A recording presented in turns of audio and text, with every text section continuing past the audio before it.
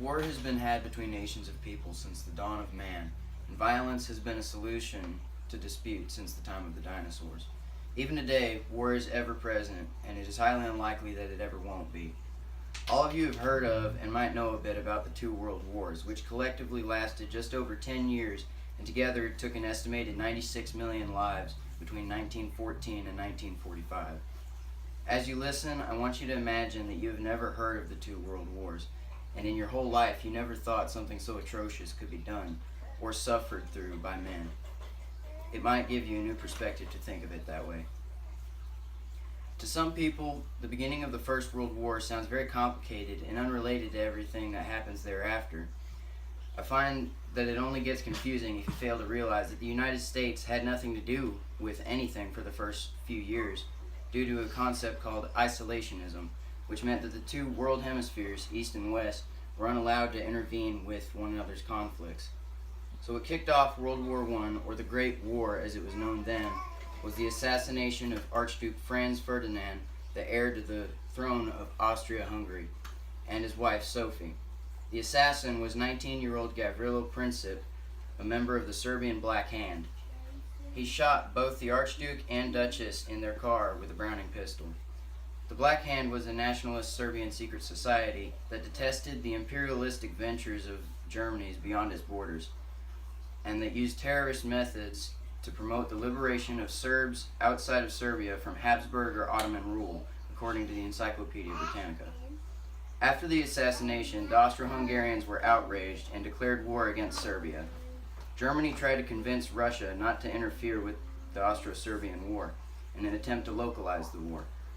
As the war between Austria-Hungary and Serbia finally began, Russia mobilized its troops on its southwestern borders and interfered, disregarding orders from Germany. When Germany learned of this, they sent an ultimatum to Russia, ordering them to halt mobilization, and another one to France, asking that they maintain neutrality in the event of a war starting between Germany and Russia. Neither Russia nor France, as expected, complied with Germany's requests, and on August 1st, 1914, Germany declared war on Russia, while France readied its troops. Germany then demanded free passage through Belgium into neighboring France. On August 3rd, Germany declared war on France, and on the night of August 3rd and 4th, Germany invaded Belgium. By this point, 6 nations are already involved, 5 of which are not neutral. A full summary of who's aiming at who, thanks to the Encyclopedia Britannica.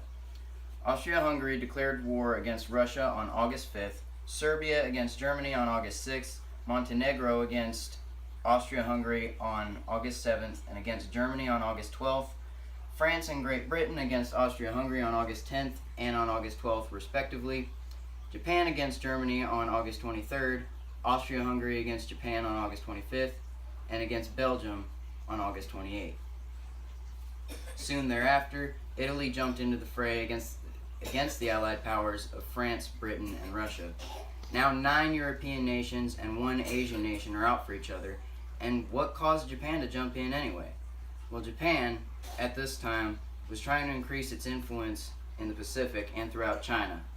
And as it turns out, since 1902, Japan had been allied with Britain, and during the outbreak of World War I, Japan requested to join the Allied powers as long as it was permitted to seize all of Germany's Pacific territories and the Indian Ocean.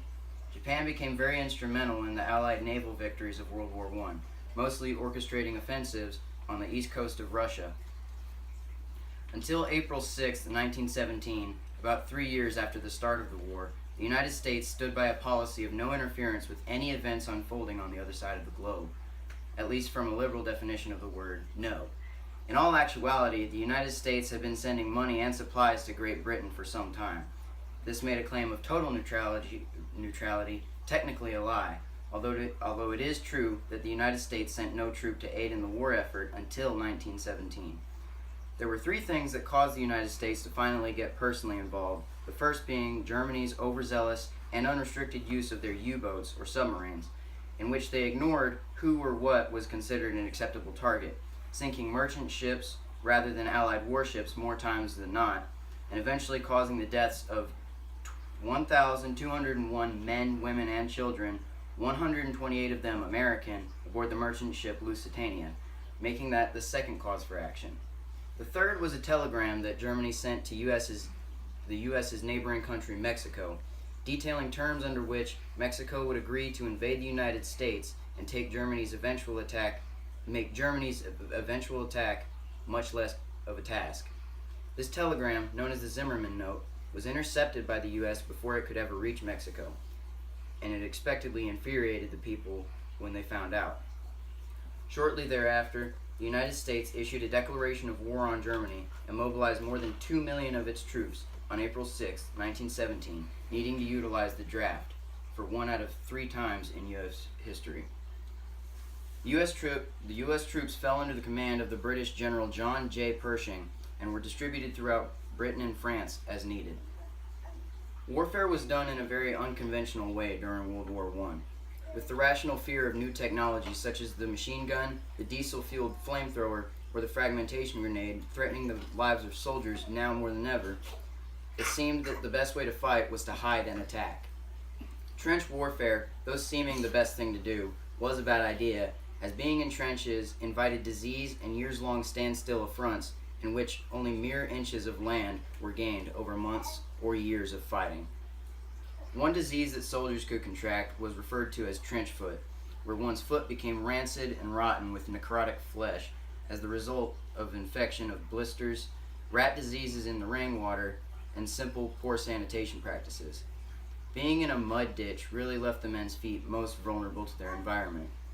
I would show you a picture, but it's rather gory and it's hard to recognize an infected foot as a foot.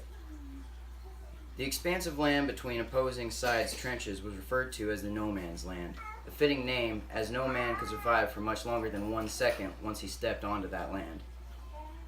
The instant someone's head popped over the trench, the other side would open fire, and with the innovation of the machine gun, they could make quick work out of their opponents, with a 6,000 round per minute rate of fire. To attack, soldiers would climb up out of the trench and onto the no man's land. They would run as fast as they could and try to take out the machine gunners on either side. This was very difficult and seldom worked. Dread hung in the air at all times, with every man's death seeming an inescapable inevitability. With the invention of the fragmentation and rifle rod grenades, soldiers could attack from great distances without having to take much time to aim. Until the Americans came along, however, the grenade did not live up to its potential. Artillery cannons served a pivotal role in World War I, being able to vault extremely heavy projectiles to distances of up to 80 miles or 130 kilometers. Artillery was used very tactically to attack far-off enemy locations at exact coordinates. Aerial warfare came about with the invention of the first fully reliable manned airplanes. The main purpose of pilots in World War I was to scout over enemy territory and get a bird's eye view, then relay that information to their side so they could use it to strike very efficiently. Planes and artillery went hand in hand, making long-distance bombardments possible, but artillery was also the airplane's greatest foe at times, apart from, of course, enemy planes. On November 9th, 1918, the Kaiser Wilhelm of Germany abdicated or surrendered. On November 11th, Germany signed an armistice or ceasefire, which ended World War I. The end of World War I is considered to be a large part of the reason World War II was allowed to take place. The League of Nations was formed just after the war's end, and it dictated to Germany with the Treaty of Versailles that it would remain in a very deep war debt for reparations, and eventually Germany descended into utter chaos, with its money being valued at too close to nothing. Eventually they were desperate for leadership, and Hitler was able to seize control of Germany, leading to a cascade of unfortunate events and bad decisions that led to the bloodbath of another decade, World War II. Thank you for listening.